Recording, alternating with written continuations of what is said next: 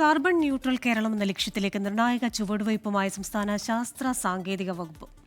എറണാകുളം ഒക്കൽ വിത്തുൽപാദന കേന്ദ്രത്തെ രാജ്യത്തെ ആദ്യ സമ്പൂർണ്ണ കാർബൺ സന്തുലിത ഫാം എന്ന നേട്ടത്തിലേക്ക് എത്തിച്ച് സംസ്ഥാന ശാസ്ത്ര സാങ്കേതിക കൗൺസിൽ അന്താരാഷ്ട്ര പ്രോട്ടോകോൾ പ്രകാരമാണ് അംഗീകാരം ലഭിച്ചത്.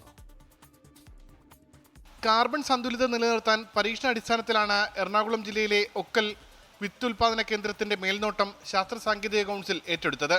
2024 ഫാമിൽ നിന്ന് 221.67 ടൺ കാർബൺ തുല്യവാതകങ്ങൾ പുറന്തള്ളിയിരുന്നതായി കണ്ടെത്തിയിരുന്നു.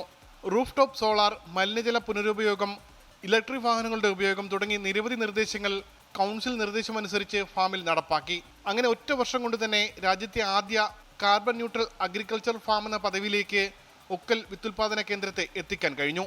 CWRDM ചെയ്തിരിക്കുന്ന ഒക്കൽ എന്ന് പറയുന്ന സീഡ് ഫാം എറണാകുളം ജില്ലയിലുള്ള ആ സീഡ് ഫാമിനെ കാർബൺ ന്യൂട്രലാക്കി നമ്മളിപ്പം ഡിക്ലെയർ ചെയ്തിരിക്കുകയാണ്. അതിൻ്റെ സർട്ടിഫിക്കേഷനൊക്കെ കിട്ടി. അതിൻ്റെ ആക്ച്വൽ പ്രോസസ്സ് എന്ന് പറയുന്നത് നമ്മൾ കാർബൺ ന്യൂട്രാലിറ്റി എന്ന് പറയുന്ന കാർബൺ എമിഷനും കാർബൺ സീക്വസ്ട്രേഷനും ഇത് രണ്ടും തമ്മിൽ ബാലൻസ് ചെയ്ത് പോവുക. അപ്പോൾ നമുക്ക് വേറെ കാർബൺ അന്തരീക്ഷത്തിൽ എന്താ പറയുക എക്സസ് ആയിട്ട് നിൽക്കുന്നില്ല എന്നുള്ളതാണ്. അപ്പോൾ ആ ഒരു പ്രോസസ്സ് എന്ന് പറയുന്നത് ഒരു ടെക്നോളജിക്കലി എന്താ പറയുക വളരെ ഡീറ്റെയിൽഡ് ആയിട്ടുള്ള ഒരു പ്രോസസ്സാണ്. എമിഷൻസ് മെഷർ ചെയ്യണം, സീക്വസ്ട്രേഷൻ മെഷർ ചെയ്യണം, അതിനൊക്കെ പ്രൊസീജിയേഴ്സ് ഉണ്ട്.